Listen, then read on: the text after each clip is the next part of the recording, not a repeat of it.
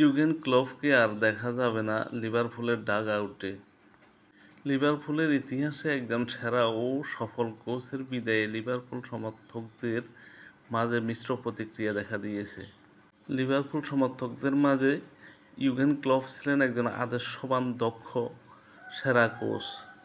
Eugene Klopp club ছাড়ার ঘোষণা দেবার পর থেকে লিভারপুল সমর্থকেরা চাইছিল ক্লপকে যে কোনো মূল্যে আবারও যাতে লিভারপুলে রাখা যায়। ইউগেন ক্লপের সাথে লিভারপুলের 2026 পর্যন্ত চুক্তি ছিল। ক্লপ কেন যে লিভারপুল ছাড়ার ঘোষণা দিলেন, এই বিষয়টা এখনও ক্লপ কাউকে নিশ্চিত করেননি। ইউগেন ক্লপ যখন 2015 সালের শেষের দিকে লিভারপুলে যোগদান করেন, তখন লিভারপুলের অবস্থা এতটা খারাপ ছিল যে দীর্ঘ 30 বছর প্রিমিয়ার লিগের শিরোপা না জেতার আক্ষেপ ঘোচাতে ইয়োহান ক্লপকে 2015 সালের শেষের দিকে বরুসিয়া ডর্টমুন্ড থেকে লিভারপুলে নিয়ে আসেন লিভারপুল কর্তৃপক্ষ। ক্লপ ধীরে ধীরে লিভারপুলকে গুছিয়ে নেন এবং লিভারপুল নিজেদের শক্তি সামর্থ্যে জানান দিতে থাকেন। ক্লপের নেতৃত্বে লিভারপুল শক্তি সামর্থ্যের জানান দিয়ে যান। Premier league, champions league, FA cup যতগুলো টুর্নামেন্টে অংশগ্রহণ করেন, তখন লিভারপুলকে ফেভারিট ও চিরপ্রত্যাশী হিসেবে ধরে নেওয়া হয়। তারই ধারাবাহিকতায় লিভারপুল 2018-19 মৌসুমে চ্যাম্পিয়ন্স লিগের শিরোপা জিতে যায়।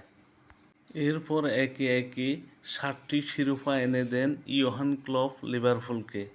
ক্লপের সুশৃঙ্খল নেতৃত্বে ক্লপের নেতৃত্বে 9 বছরের লিভারপুল মোট 7টি শিরোপা জিতেন।